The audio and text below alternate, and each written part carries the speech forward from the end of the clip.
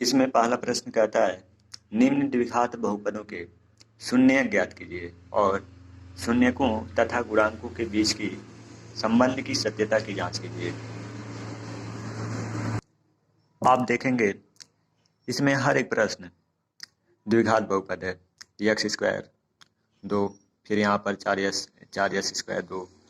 आप देखेंगे सभी में 2 2 है, यानी सभी प्रश्न एक जैसे हैं, यानी बहुत ही आसान प्रश्न है।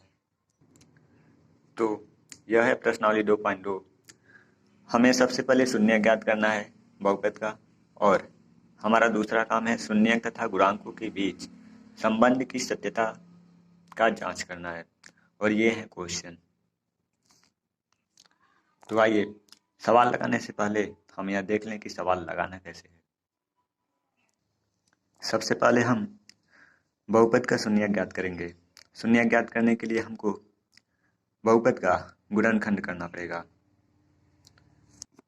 याद रखिएगा सभी द्विघात बहुपद हमेशा इसी रूप में होंगे, और हमें दूसरा काम करना है शून्यकों तथा गुणांकों के बीच के संबंध की सत्यता कैसे पता करेंगे, कैसे जांच करेंगे। तो सबसे पहले हम देखेंगे दिया गया जो द्विघात बहुपद है वह इसी रूप में होगा, और हम उसको ax² + bx + c से तुलना करेंगे, जिसमें हम पाएंगे a बराबर कोई मान आ जाएगा, b बराबर c, और b का कुछ मान होगा और c का कुछ मान होगा।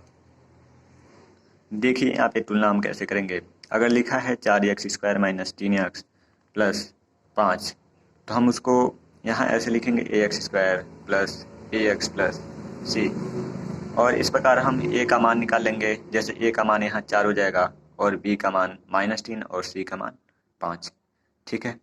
उसके बाद हमको पता है शून्यकों का योग माइनस ब्रैकेट में x का गुणांक बटा x² का गुणांक के बराबर होता है। ठीक है।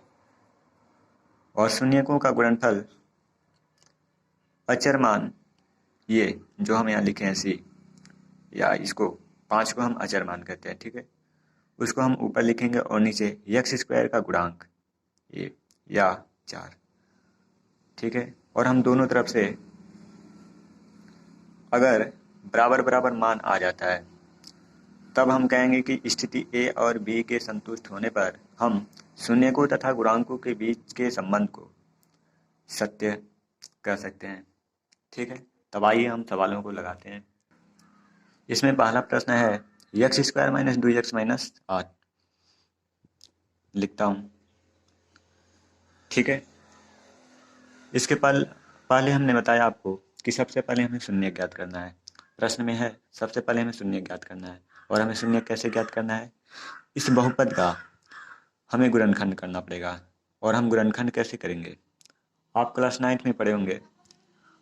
द्विघात बहुपद को ये मध्य पद को तोड़कर पता किया जाता है। जैसे यहाँ पे x² है, सबसे पहले हम x² के गुणांक यहाँ 1 और 8 में गुणा करेंगे तो 8 आएगा। फिर 8 का हम गुणनखंड करेंगे इस प्रकार कि जोड़ने और घटाने पर वह इसके मध्य पद के बराबर है। तो अगर हम 4 दूना 8 करते हैं और 4 में से -2 कर देते हैं तो 2 आ जाएगा। तो मैं ये वाला लगाता हूँ इस विधि से। इसको हम लिख सकते हैं x² - 4x + 2x - 8। फिर हम x + x - 4 + 2x - 4, x - 4 x + 2। और सबसे पहले हमें किसी भी बहुपद को शून्य के बराबर मान लेना चाहिए, क्योंकि इस बहुपद में हम जब x का मान रखते हैं तब या शून्य रखते हैं तो पूरे बहुपद का मान शून्य हो जाता है, इसलिए हम बराबर शून्य ले लेते हैं पहले ही। और फिर यहाँ हम बराबर 0 कर देते हैं, और यहाँ भी हमें 0 ही करना चाहिए था। ठीक है। और फिर उसके बाद से हमको मान पता चल जाता है 4 और 1 -2। यहाँ पर 4 और -2 इस द्विघात बहुपद के 2 मूल हैं या शून्यक हैं। इनको हम अल्फ़ा भी कहते हैं, इसमें से किसी को भी हम अल्फ़ा कह सकते हैं और अल्फ़ा के रूप में हम लिखते हैं, और फिर इसको हम -2 लिख सकते हैं। फिर उसके बाद से ये पहला स्टेप हो गया। और दूसरा स्टेप हम लोग क्या करते हैं, हम लोगों को पता है कि अल्फ़ा और बीटा यानी दोनों शून्यकों का योगफल -b/a के बराबर होता है। और फिर अल्फ़ा का मान कितना है, 4 है, और बीटा का मान है -2 बराबर -b। हम यहाँ x² - 2x - 8 का ax² प्लस bx+c से तुलना कर देते हैं, तो हमको a का मान 1, b का मान -2 और c का मान -8 पता चल जाता है। तो फिर यहाँ पर माइनस पहले से है और b का मान हमें कितना पता है, -2, और फिर a का मान यहाँ कितना है, 1 है। 4 में से 2 जाएगा, 2 बचेगा, बराबर माइनस माइनस प्लस यानी 2। ये हो गया पहला स्थिति। अब हम दूसरा स्थिति पता करेंगे।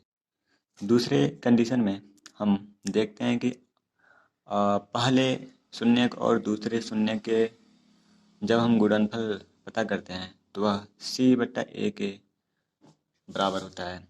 इसमें अल्फ़ा 4 है और बीटा हमको -2 पता है पहले से।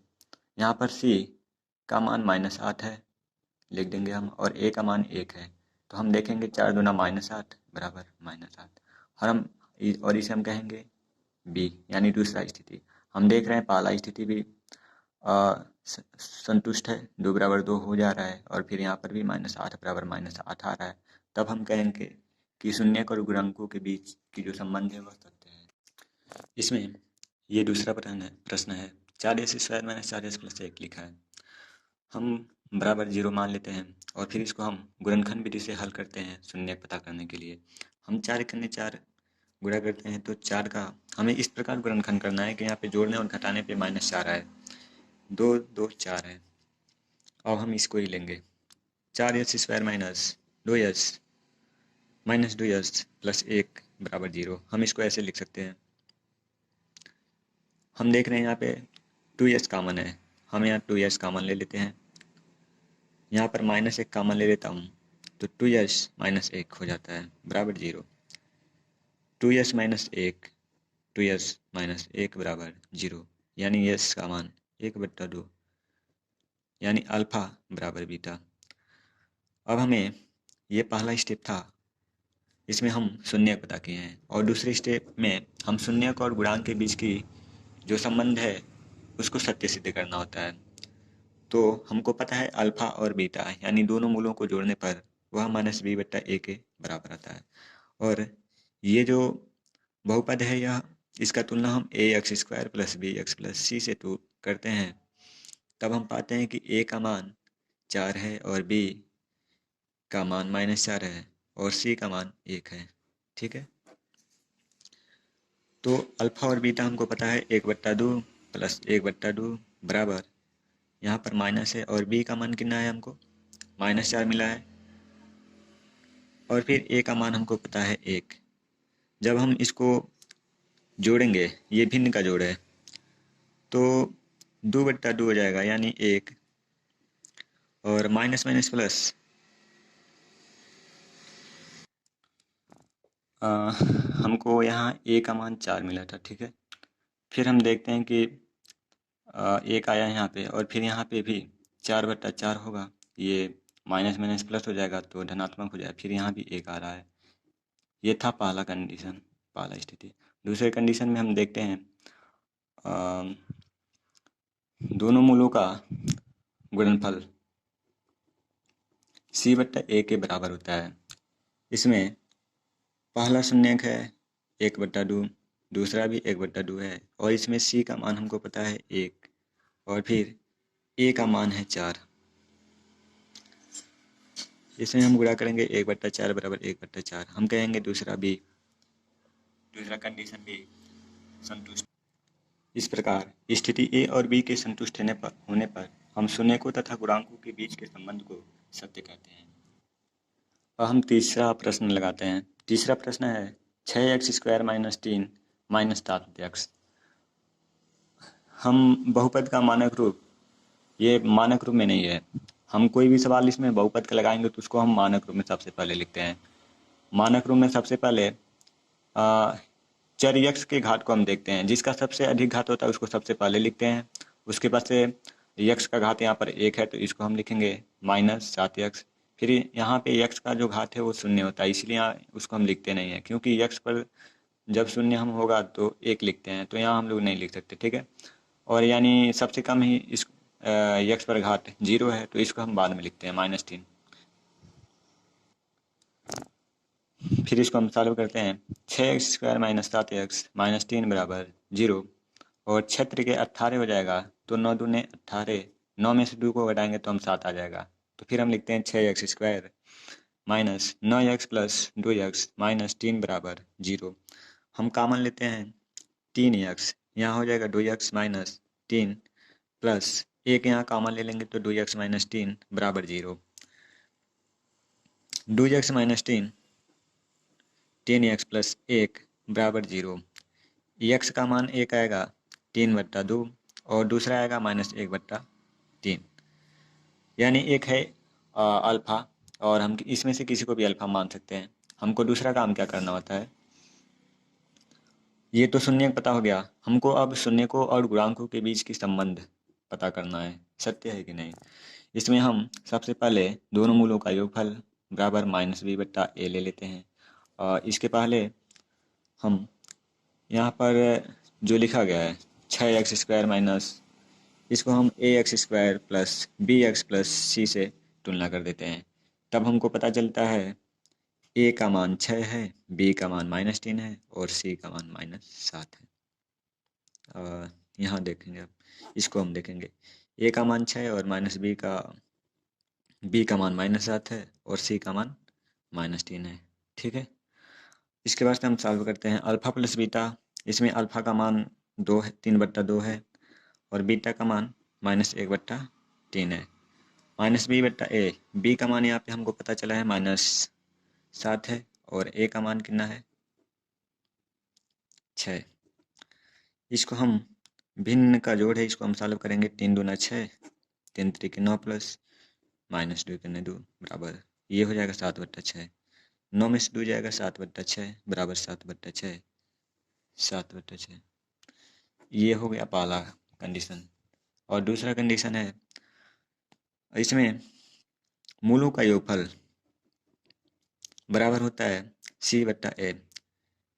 3/2 गुणे -1/3 बराबर c का मान है -3 और a का मान है 6।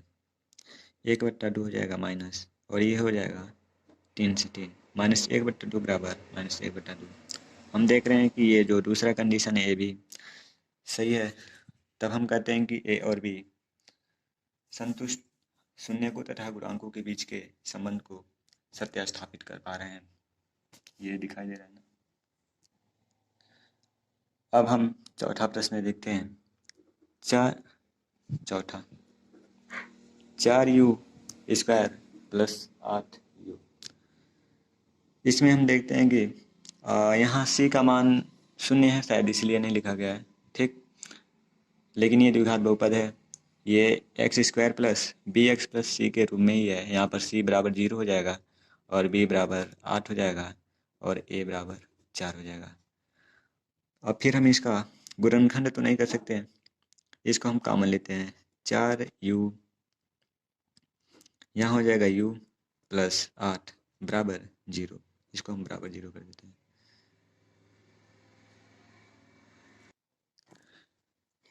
ये सब गलत है, यहाँ 4u² है और फिर प्लस 8u बराबर 0। जब हम यहाँ 4u कॉमन ले लेंगे तो यहाँ बचेगा u और यहाँ बचेगा 2 बराबर 0।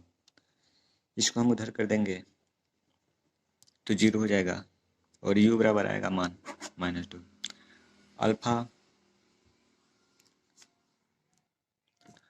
अल्फ़ा बराबर है बीटा के, यानी -2। हम अल्फ़ा प्लस बीटा पता करेंगे। अल्फ़ा यहाँ -2 फिर प्लस -2, अल्फ़ा प्लस बीटा बराबर -b/a। -b का मान है -8 और a का मान है 4।